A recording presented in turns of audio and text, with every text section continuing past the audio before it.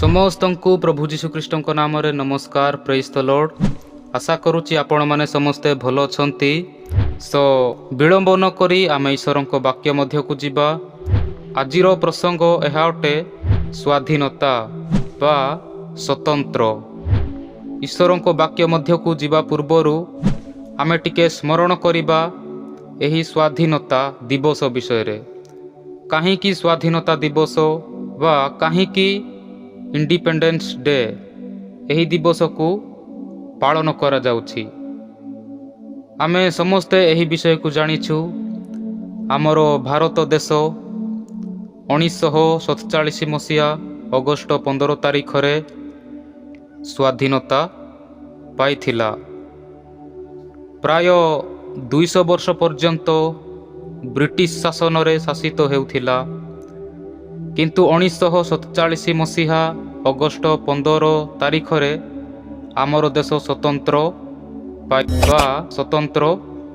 ପାଇଛି ବା ସ୍ୱାଧୀନତା ପାଇଛି। ସେହି ଦିନଠାରୁ ଆଜି ପର୍ଯ୍ୟନ୍ତ ପ୍ରତିବର୍ଷ ଅଗଷ୍ଟ 15 ତାରିଖ ଦିନରେ ଏହି ସ୍ୱାଧୀନତା ଦିବସକୁ ବା ଏହି ଇଣ୍ଡିପେଣ୍ଡେନ୍ସ ଡେକୁ ପାଳନ କରାଯାଏ। କିନ୍ତୁ ଈଶ୍ୱରଙ୍କ ବାକ୍ୟ ଏ ବିଷୟରେ କ'ଣ କୁହେ? ଆଉ ଥରେ ମୁଁ କହିବି, ଆମର ଦେଶ ବ୍ରିଟିଶ ଶାସନରୁ 1947 ମସିହାରେ ସ୍ୱାଧୀନତା ପାଇଛି, ସ୍ୱତନ୍ତ୍ର ପାଇଛି, ଠିକ୍ ଅଛି।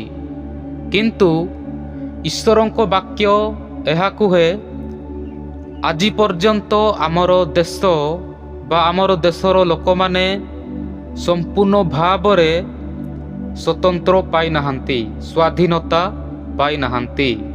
ତ କେମିତି? ଚାଲନ୍ତୁ ଆମେ ଜାଣିବା। ତ ଏହି ବିଷୟକୁ ଜାଣିବା ପୂର୍ବରୁ ଆମେ ଏହା ଜାଣିବା ଆବଶ୍ୟକ, କେଉଁ ବିଷୟଠାରୁ ଆମର ଦେଶ ବା ଆମର ଦେଶର ଲୋକମାନେ ସମ୍ପୂର୍ଣ୍ଣ ଭାବରେ ସ୍ୱାଧୀନତା ପାଇନାହାନ୍ତି ବା କାହାଠାରୁ ସମ୍ପୂର୍ଣ୍ଣ ଭାବରେ ସ୍ୱାଧୀନତା ପାଇନାହାନ୍ତି, ଆମର ଦେଶ ପାଇନାହିଁ। ଆମେ ଯଦି ଈଶ୍ୱରଙ୍କ ବାକ୍ୟ ମଧ୍ୟରୁ ଦେଖିବା, ଯୋହନ ଲିଖିତ ସୁସମାଚାର ତାର 8 ପର୍ବ 32 ପଦରେ ଲେଖା ଅଛି, ପୁଣି ତୁମ୍ଭେମାନେ ସତ୍ୟ ଜ୍ଞାତ ହେବ ଓ ସେହି ସତ୍ୟ ତୁମ୍ଭମାନଙ୍କୁ ମୁକ୍ତ କରିବ। ଏଠାରେ ଲେଖାଯାଏ ତୁମ୍ଭେମାନେ ସତ୍ୟ ଜ୍ଞାତ ହେବ। ତୁମ୍ଭେମାନେ ସତ୍ୟ ଜ୍ଞାତ ହେବ, ସେହି ସତ୍ୟ ତୁମ୍ଭମାନଙ୍କୁ ମୁକ୍ତ କରିବ ବା ସ୍ୱତନ୍ତ୍ର କରିବ। ତା ମାନେ ଯେତେବେଳେ ଜଣେ ବ୍ୟକ୍ତି ସତ୍ୟକୁ ଜ୍ଞାତ ହେବ, ସତ୍ୟକୁ ଜାଣିପାରିବ, ସେତେବେଳେ ସେହି ବ୍ୟକ୍ତି ସ୍ୱତନ୍ତ୍ର ପାଇବ ବା ସେତେବେଳେ ସେହି ବ୍ୟକ୍ତି ମୁକ୍ତ ପାଇବ, ମୁକ୍ତି ହେବ। କେତେବେଳେ? ଯେତେବେଳେ ଜଣେ ବ୍ୟକ୍ତି ସତ୍ୟକୁ ଜ୍ଞାତ ହେବ, ସତ୍ୟକୁ ଜାଣିବ। କିନ୍ତୁ ସତ୍ୟ କ'ଣ? ସତ୍ୟ କିଏ? ଆମେ ଯଦି ଦେଖିବା ଯୋହନ ଲିଖିତ ସୁସମାଚାର 14 ପର୍ବ ତାର 6 ପଦରେ ଲେଖା ଅଛି, ଯୀଶୁ କହିଲେ, ମୁଁ ପଥ, ସତ୍ୟ ଓ ଜୀବନ। ତା ମାନେ ଯୀଶୁଖ୍ରୀଷ୍ଟ ହେଉଛନ୍ତି ସତ୍ୟ। ତା ମାନେ ଯେତେବେଳେ ଜଣେ ବ୍ୟକ୍ତି ସତ୍ୟକୁ ଅର୍ଥାତ୍ ଯୀଶୁଖ୍ରୀଷ୍ଟଙ୍କୁ ଜ୍ଞାତ ହେବ, ଯୀଶୁଖ୍ରୀଷ୍ଟଙ୍କୁ ଜାଣିବ, ସେତେବେଳେ ହିଁ ସେହି ବ୍ୟକ୍ତି ସ୍ୱତନ୍ତ୍ର ପାଇବ। ଏଣୁ ମୁଁ କହିଲି, ଆମର ଦେଶର ଲୋକମାନେ, ଆମର ଦେଶ ସମ୍ପୂର୍ଣ୍ଣ ଭାବରେ ସ୍ୱତନ୍ତ୍ର ପାଇନାହାନ୍ତି, ମୁକ୍ତି ପାଇନାହାନ୍ତି ବା ସ୍ୱାଧୀନତା ପାଇନାହାନ୍ତି। କାହିଁକି ନା ଆମେ ଦେଖିପାରୁଛୁ ଅନେକ ଲୋକମାନେ ଆଜି ପର୍ଯ୍ୟନ୍ତ ଅନ୍ଧବିଶ୍ୱାସରେ ଅଛନ୍ତି, ଶୈତାନର ବନ୍ଧନରେ, ଶୈତାନର ଅଧୀନରେ ଅଛନ୍ତି। ଏଠାରେ ଆମେ ପଢ଼ିଲୁ, ତୁମ୍ଭେମାନେ ସତ୍ୟ ଜ୍ଞାତ ହେବ, ଅର୍ଥାତ୍ ଯୀଶୁଖ୍ରୀଷ୍ଟଙ୍କୁ ଜ୍ଞାତ ହେବ, ଆଉ ସେହି ଯୀଶୁଖ୍ରୀଷ୍ଟ ସେହି ସତ୍ୟ ତୁମ୍ଭମାନଙ୍କୁ ମୁକ୍ତ କରିବ। ତା ମାନେ ଯେଉଁମାନେ ଆଜି ପର୍ଯ୍ୟନ୍ତ ଯୀଶୁଖ୍ରୀଷ୍ଟଙ୍କୁ ଜାଣିନାହାନ୍ତି, ସତ୍ୟକୁ ଜ୍ଞାତ ହେଇନାହାନ୍ତି, ସେହି ଲୋକମାନେ ଆଜି ପର୍ଯ୍ୟନ୍ତ ଶୈତାନର ଅଧୀନରେ ଅଛନ୍ତି, ଶୈତାନର ବନ୍ଧନରେ ଅଛନ୍ତି। ସେମାନେ ଶୈତାନର ଅଧୀନତାରୁ ମୁକ୍ତ ହେଇନାହାନ୍ତି, ସ୍ୱତନ୍ତ୍ର ହେଇନାହାନ୍ତି। ସେମାନେ ଶୈତାନର ଅଧୀନରୁ ସ୍ୱାଧୀନତା ପାଇନାହାନ୍ତି। ଏଣୁ ମୁଁ ପ୍ରଥମରେ କହିଲି, ଆଜି ପର୍ଯ୍ୟନ୍ତ ଆମ ଦେଶର ଲୋକମାନେ ସମ୍ପୂର୍ଣ୍ଣ ଭାବରେ ସ୍ୱାଧୀନତା ପାଇନାହାନ୍ତି, ସ୍ୱତନ୍ତ୍ର ପାଇନାହାନ୍ତି। କିନ୍ତୁ ଯେତେବେଳେ ଜଣେ ବ୍ୟକ୍ତି ଯୀଶୁଖ୍ରୀଷ୍ଟଙ୍କୁ ଜାଣିବ, ଯୀଶୁଖ୍ରୀଷ୍ଟଙ୍କୁ ଜ୍ଞାତ ହେବ, ସେତେବେଳେ ହିଁ ସେହି ବ୍ୟକ୍ତି ସ୍ୱତନ୍ତ୍ର ପାଇବ। କେଉଁଠାରୁ? ଶୈତାନର ଅଧୀନତାରୁ, ଶୈତାନର ବନ୍ଧନରୁ, ଅନ୍ଧବିଶ୍ୱାସରୁ ମୁକ୍ତି ପାଇବ, ସ୍ୱତନ୍ତ୍ର ପାଇବ। ପ୍ରଭୁ ସାହାଯ୍ୟ କରନ୍ତୁ। ପ୍ରଭୁଙ୍କର ନାମ ଗୌରବ ହେଉ, ପ୍ରଶଂସା ହେଉ। ଆମେ ଯଦି ଆଉ ଗୋଟେ ପଦ ପଢ଼ିବା, ସେଠାରେ ଲେଖାଯାଏ ଦ୍ୱିତୀୟ ପିତର 2 ପର୍ବ ତାର 19 ପଦରେ, ତୁମ୍ଭେ ଯାହା ଦ୍ୱାରା ପରାସ୍ତ ହେବ ତାହାର ତୁମେ ଦାସ ଅଟ। ତା ମାନେ ଆମେ ଯେତେବେଳେ ଜଣେ ବ୍ୟକ୍ତିଙ୍କ ଦ୍ୱାରା ଆମେ ପରାସ୍ତ ହେଉଛୁ, ତାହେଲେ ଆମେ ତାଙ୍କର ଦାସ। ଯଦି ଆମେ ଶୈତାନ ଠାରୁ ଆମ୍ଭେମାନେ ପରାସ୍ତ ହେଉଛୁ, ତା ମାନେ ଶୈତାନର ଦାସ। ସେଥିପାଇଁ ମୁଁ କହିଲି ପ୍ରଥମରେ, ଆଜି ପର୍ଯ୍ୟନ୍ତ ଲୋକମାନେ ସମ୍ପୂର୍ଣ୍ଣ ଭାବରେ ସ୍ୱାଧୀନତା ପାଇନାହାନ୍ତି। ସେଟା କେଉଁଠାରୁ?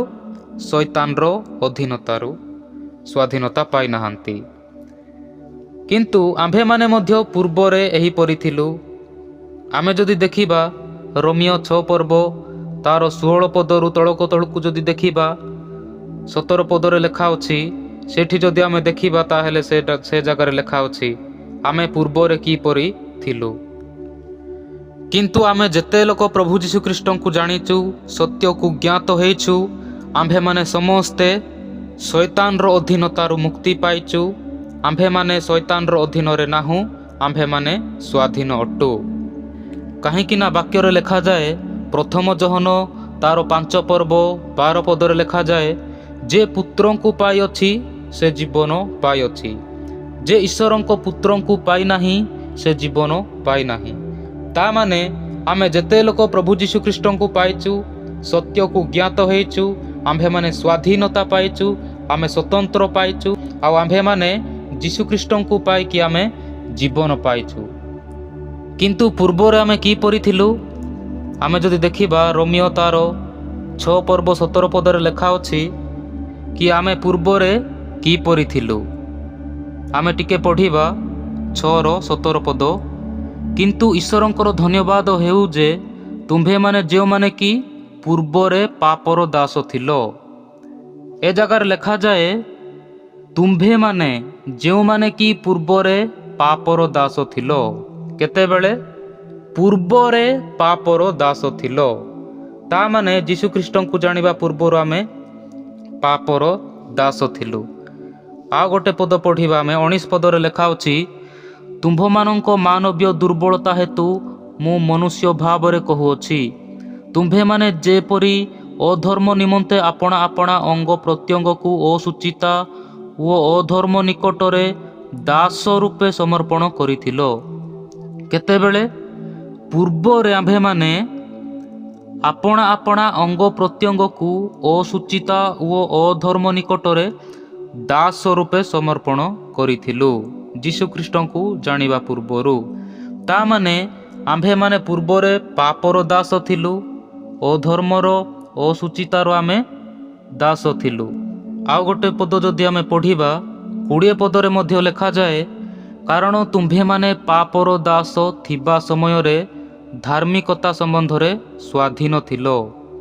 ତା ମାନେ ଆମ୍ଭେମାନେ ପୂର୍ବରେ ପାପର ଦାସ ଥିଲୁ।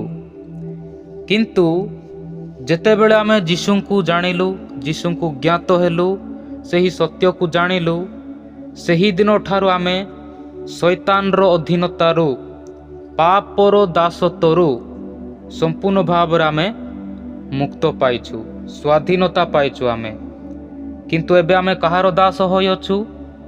ଆମେ ଈଶ୍ୱରଙ୍କର ଦାସ, ଆମେ ଧାର୍ମିକତାର ଦାସ ହୋଇଅଛୁ। ଆମେ ଯଦି ଦେଖିବା ସେହି ରୋମିଓ 6 ପର୍ବ ତାର 22 ପଦରେ ଲେଖା ଅଛି, କିନ୍ତୁ ଏବେ ପାପର ଅଧୀନତାରୁ ମୁକ୍ତ ହୋଇ ଈଶ୍ୱରଙ୍କ ଦାସ ହେବାରୁ ତୁମ୍ଭେମାନେ ପବିତ୍ରତା ଉଦ୍ଦେଶ୍ୟରେ ଫଳ ପାଉଅଛ, ଆଉ ଏଥିର ପରିଣାମ ଅନନ୍ତ ଜୀବନ। ଏଠାରେ ଲେଖାଯାଏ ଏବେ ପାପର ଅଧୀନତାରୁ ମୁକ୍ତ ହୋଇ ଈଶ୍ୱରଙ୍କ ଦାସ ହେବାରୁ। ତା ମାନେ ଆମେ ପାପର ଅଧୀନତାରୁ ମୁକ୍ତ ହୋଇଛୁ, ଶୈତାନର ଅଧୀନତାରୁ ମୁକ୍ତ ହୋଇଛୁ, କିନ୍ତୁ ଏବେ ଈଶ୍ୱରଙ୍କର ଦାସ ହୋଇଛୁ, ଧାର୍ମିକତାର ଦାସ ହୋଇଛୁ। ପ୍ରଭୁଙ୍କର ନାମ ଗୌରବ ହେଉ। ଆମେ ଯେତେ ଜଣ ଆମେ ପ୍ରଭୁ ଯୀଶୁଖ୍ରୀଷ୍ଟଙ୍କୁ ଜ୍ଞାତ ହୋଇଛୁ, ସତ୍ୟକୁ ଜାଣିଛୁ, ଆମେ ସମସ୍ତେ ଶୈତାନର ଅଧୀନତାରୁ ମୁକ୍ତ ହୋଇକି ଈଶ୍ୱରଙ୍କର ଦାସ ହୋଇଛୁ, ଧାର୍ମିକତାର ଦାସ ହୋଇଛୁ। କିନ୍ତୁ ଯେଉଁମାନେ ଆଜି ପର୍ଯ୍ୟନ୍ତ ସତ୍ୟକୁ ଜାଣିନାହାନ୍ତି, ସତ୍ୟକୁ ଜ୍ଞାତ ହୋଇନାହାନ୍ତି, ସେହି ଲୋକମାନେ ଆଜି ପର୍ଯ୍ୟନ୍ତ ଶୈତାନର ଅଧୀନତାରେ ଅଛନ୍ତି, ଶୈତାନର ବନ୍ଧନରେ ଅଛନ୍ତି। ଏଣୁ ମୁଁ କହିଲି ପ୍ରଥମରେ, ଆଜି ପର୍ଯ୍ୟନ୍ତ ଆମ ଦେଶର ଲୋକମାନେ ସମ୍ପୂର୍ଣ୍ଣ ଭାବରେ ସ୍ୱାଧୀନତା ପାଇନାହାନ୍ତି। ଠିକ୍ ଅଛି, ଆମର ଦେଶର ଲୋକମାନେ ବ୍ରିଟିଶ ଶାସନରୁ ସ୍ୱାଧୀନତା ପାଇଲେ, ବା ଆମର ଦେଶ ବ୍ରିଟିଶ ଶାସନରୁ ସ୍ୱାଧୀନତା ପାଇଛି। ଠିକ୍ ଅଛି, କିନ୍ତୁ ଶୈତାନର ଅଧୀନତାରୁ ମୁକ୍ତି ପାଇନାହାନ୍ତି। ସେମାନେ ଶୈତାନର ଅଧୀନତାରେ ହିଁ ଅଛନ୍ତି। କେଉଁମାନେ? ଯେଉଁମାନେ ଯୀଶୁଙ୍କୁ ଆଜି ପର୍ଯ୍ୟନ୍ତ ଜ୍ଞାତ ହୋଇନାହାନ୍ତି, ସତ୍ୟକୁ ଜ୍ଞାତ ହୋଇନାହାନ୍ତି, ସତ୍ୟକୁ ଜାଣିନାହାନ୍ତି, ସେହି ଲୋକମାନେ। ପ୍ରଭୁଙ୍କର ନାମ ଗୌରବ ହେଉ, ପ୍ରଶଂସା ହେଉ। ତେବେ ଆମ ଦେଶ 1947 ମସିହା ଅଗଷ୍ଟ 15 ତାରିଖ ଠାରୁ ଆଜି ପର୍ଯ୍ୟନ୍ତ ପ୍ରତିବର୍ଷ ଯେପରି ସେହି ସ୍ୱାଧୀନତା ଦିବସକୁ, ସେହି ସ୍ୱତନ୍ତ୍ର ଦିବସକୁ ଅଗଷ୍ଟ 15 ତାରିଖରେ ପ୍ରତିବର୍ଷ ପାଳନ କରେ, ସେହି ସ୍ୱାଧୀନତା ଦିବସକୁ ସ୍ମରଣ କରିକି। ଠିକ୍ ସେହିପରି ଆମ୍ଭେମାନେ ଯେତେବେଳେ ଶୈତାନର ଅଧୀନତାରୁ ମୁକ୍ତ ହେଉଛୁ, ଆମେ ଶୈତାନର ଦାସତ୍ୱରୁ, ଶୈତାନର ଅଧୀନରୁ ମୁକ୍ତ ହେଉଛୁ, ତେବେ ଆମ୍ଭେମାନେ କ'ଣ କରିବା ଆବଶ୍ୟକ? ଆମ୍ଭେମାନେ ମଧ୍ୟ ସେହି ମୁକ୍ତିର ଦିବସକୁ ସ୍ମରଣ କରିକି ପାଳନ କରିବା ପାଇଁ କ'ଣ କରିବା ଆବଶ୍ୟକ? ଯେପରି ଆମର ଦେଶ ଆଜି ପର୍ଯ୍ୟନ୍ତ ସ୍ୱାଧୀନତା ଦିବସକୁ 1947 ମସିହା ଅଗଷ୍ଟ 15 ତାରିଖରୁ ପ୍ରତିବର୍ଷ ପାଳନ କରି ଆସୁଛି, ସେହି ସ୍ୱାଧୀନତା ଦିବସକୁ ସ୍ମରଣ କରିକି। ତେବେ ଆମ୍ଭେମାନେ ମଧ୍ୟ ସେହି ଶୈତାନର ଅଧୀନତାରୁ ମୁକ୍ତି ହେବା ଦିନ ଠାରୁ ସେହି ଦିବସକୁ, ସ୍ୱାଧୀନତା ଦିବସ ବା ମୁକ୍ତିର ଦିବସକୁ ସ୍ମରଣ କରିକି ଆମେ କ'ଣ କରିବା ଆବଶ୍ୟକ? ଆମେ ଯଦି ବାଇବଲରେ ଦେଖିବା, ପୁରାତନ ନିୟମରେ ଯେତେବେଳେ ଇସ୍ରାଏଲୀୟ ଲୋକମାନେ ମିଶରରେ ବନ୍ଧନ ଅବସ୍ଥାରେ ଥିଲେ, ଦାସତ୍ୱ ଅବସ୍ଥାରେ ଥିଲେ, ଫାରୋଙ୍କ ରାଜାଙ୍କ ଅଧୀନରେ ଥିଲେ, ସେହି ଲୋକମାନେ ଯେତେବେଳେ ବର୍ଷର ପ୍ରଧାନ ମାସର 14 ଦିନରେ ମିଶର ଦେଶକୁ ଛାଡ଼ିକି ସେମାନେ ଇସ୍ରାଏଲ ଦେଶକୁ ଗମନ କଲେ। ମିଶର ଦେଶ ଠାରୁ, ଫାରୋଙ୍କ ରାଜାଙ୍କ ଅଧୀନତାରୁ ସେମାନେ ମୁକ୍ତି ପାଉଛନ୍ତି, ସ୍ୱତନ୍ତ୍ର ପାଉଛନ୍ତି, ସ୍ୱାଧୀନତା ପାଉଛନ୍ତି। ସେହି 14 ତାରିଖରେ, ଆବିବ ମାସର 14 ତାରିଖରେ ସେହି ଇସ୍ରାଏଲ ଲୋକମାନେ ନିସ୍ତାର ପର୍ବ ପାଳନ କଲେ। ଆଉ ସେହି ନିସ୍ତାର ପର୍ବକୁ ସେମାନେ ପ୍ରତିବର୍ଷ ବର୍ଷର ପ୍ରଧାନ ମାସ ଆବିବ ମାସ 14 ତାରିଖରେ ସେମାନେ ପ୍ରତିବର୍ଷ ପାଳନ କରୁଥିଲେ। ସେହି ମିଶର ଦେଶରୁ ମୁକ୍ତିର ଦିବସକୁ ସ୍ମରଣ କରିବା ଉଦ୍ଦେଶ୍ୟରେ ସେହି ନିସ୍ତାର ପର୍ବକୁ ପାଳନ କଲେ। ଯେତେବେଳେ ସେମାନେ ସେହି ନିସ୍ତାର ପର୍ବକୁ ପାଳନ କରୁଥିଲେ, ସେହି ସମୟରେ ସେମାନେ ସ୍ମରଣ କରୁଥିଲେ କି ଆମ୍ଭେମାନେ ମିଶର ଦେଶରେ ଦାସତ୍ୱ ଅବସ୍ଥାରେ ଥିଲୁ, କିନ୍ତୁ ବର୍ଷର ପ୍ରଧାନ ମାସ ବା ଆବିବ ମାସର 14 ତାରିଖ ଦିନ, ଆମ୍ଭେମାନେ 14 ତାରିଖ ରାତ୍ରିରେ ଆମ୍ଭେମାନେ ମିଶର ଛାଡ଼ିକି ଇସ୍ରାଏଲ ଦେଶକୁ ଆସିଲୁ, ଆମ୍ଭେମାନେ ଦାସତ୍ୱ ଅବସ୍ଥାରୁ ଆମ୍ଭେମାନେ ମୁକ୍ତି ପାଇଲୁ, ଏହା ସେମାନେ ସ୍ମରଣ କରୁଥିଲେ। ଆଉ ଯେତେବେଳେ ସେମାନେ ସେମାନଙ୍କର ପିଲାମାନେ ତାଙ୍କୁ ପଚାରୁଥିଲେ ଏହି ପର୍ବ କାହିଁକି ପାଳନ କରାଯାଏ, ସେତେବେଳେ ସେହି ଇସ୍ରାଏଲ ଲୋକମାନେ ତାଙ୍କର ପିଲାମାନଙ୍କୁ ବା ତାଙ୍କର ସନ୍ତାନ ସନ୍ତତିମାନଙ୍କୁ ମଧ୍ୟ ସେହି ବିଷୟକୁ ସେମାନେ କହୁଥିଲେ। ଆମେ ଯଦି ଟିକେ ପଢ଼ିବା ଯାତ୍ରା ପୁସ୍ତକ 13 ପର୍ବ ତାର 3 ପଦ, ଅନନ୍ତର ମଶା ଲୋକମାନଙ୍କୁ କହିଲେ, ଏହି ଦିନ ସ୍ମରଣରେ ରଖ, ଯେହେତୁ ଏହି ଦିନରେ ତୁମ୍ଭେମାନେ ଦାସ ଗୃହ ସ୍ୱରୂପ ମିଶରରୁ ବାହାର ହେଲ। ଆଉ ସଦାପ୍ରଭୁ ବାହୁବଳ ଦ୍ୱାରା ସେଠାରୁ ତୁମ୍ଭମାନଙ୍କୁ ବାହାର କରି ଆଣିଲେ। ଆଉ 8 ପଦରୁ ଯଦି ତଳକୁ ଦେଖିବା, ଏଠାରେ ଏହି ପ୍ରକାର ଲେଖାଯାଏ, ପୁଣି ସେହି ଦିନ ତୁମ୍ଭେ ଆପଣା ପୁତ୍ରକୁ ଜଣାଇବ, ମିଶର ଠାରୁ ଆମ୍ଭେ ବାହାର ହେବା ବେଳେ ସଦାପ୍ରଭୁ ଆମ୍ଭ ପ୍ରତି ଯେ କର୍ମ କରିଥିଲେ ସେ ସବୁର ସ୍ମରଣ ନିମନ୍ତେ ଏହା ହୁଏ। 10 ପଦ, ଏ ହେତୁ ସମୟାନୁସାରେ ତୁମ୍ଭେ ପ୍ରତିବର୍ଷ ଏହି ବିଧି ପାଳନ କରିବ। 14 ପଦରେ ଲେଖାଗଲା, ଆଉ ଭବିଷ୍ୟତ କାଳରେ ତୁମ୍ଭର ପୁତ୍ର ଯେବେ ପଚାରିବ, ଏହା କ'ଣ? ତେବେ ତୁମ୍ଭେ କହିବ, ସଦାପ୍ରଭୁ ଯେତେବେଳେ ଆମ୍ଭମାନଙ୍କୁ ଆପଣା ବାହୁବଳ ଦ୍ୱାରା ଦାସଗୃହ ସ୍ୱରୂପ ମିଶର ଠାରୁ ବାହାର କଲେ। ଦେଖନ୍ତୁ, ଏଠାରେ ଯେଉଁ ବାକ୍ୟାଂଶ ଆମ୍ଭେମାନେ ଅଧ୍ୟୟନ କଲୁ, ଆମେ ଦେଖିଲୁ କି ପରମେଶ୍ୱର ସେମାନଙ୍କୁ ସେହି ମୁକ୍ତିର ଦିବସକୁ, ମିଶରର ବନ୍ଧନରୁ, ସେହି ଦାସଗୃହ ସ୍ୱରୂପ ମିଶରରୁ ଯେତେବେଳେ ସେମାନେ ବାହାର ହେଲେ, ସେହି ମୁକ୍ତିର ଦିବସକୁ ସ୍ମରଣ କରିକି ଏହି ନିସ୍ତାର ପର୍ବ ପାଳନ କରୁଥିଲେ। ଠିକ୍ ସେହିପରି ଆମ୍ଭେମାନେ ମଧ୍ୟ ଯେତେବେଳେ ଶୈତାନର ଅଧୀନତାରୁ ସ୍ୱାଧୀନ ପାଉଛୁ, ଶୈତାନର ବନ୍ଧନରୁ ମୁକ୍ତ ପାଉଛୁ, ଆମ୍ଭେମାନେ ମଧ୍ୟ ସେହିପରି ମୁକ୍ତି ଦିବସକୁ ସ୍ମରଣ କରିବା ଆବଶ୍ୟକ। ତ କେମିତି? ପ୍ରଭୁ ଯୀଶୁଖ୍ରୀଷ୍ଟ ମଧ୍ୟ ତାହାଙ୍କର ଶିଷ୍ୟମାନଙ୍କୁ କହିଲେ, ଆମେ ସମସ୍ତେ ସେହି ବିଷୟକୁ ଜାଣିଛୁ। ଯେତେବେଳେ ପ୍ରଭୁ ଯୀଶୁଖ୍ରୀଷ୍ଟ ରୁଟି ଭାଙ୍ଗିଲେ, ସେତେବେଳେ ତାହାଙ୍କର ଶିଷ୍ୟମାନଙ୍କୁ ଦେଇ କହିଲେ, ଏହା ତୁମ୍ଭମାନଙ୍କ ନିମନ୍ତେ ମୋହର ଶରୀର, ମୋତେ ସ୍ମରଣ କରିବା ନିମନ୍ତେ ଏହା କର।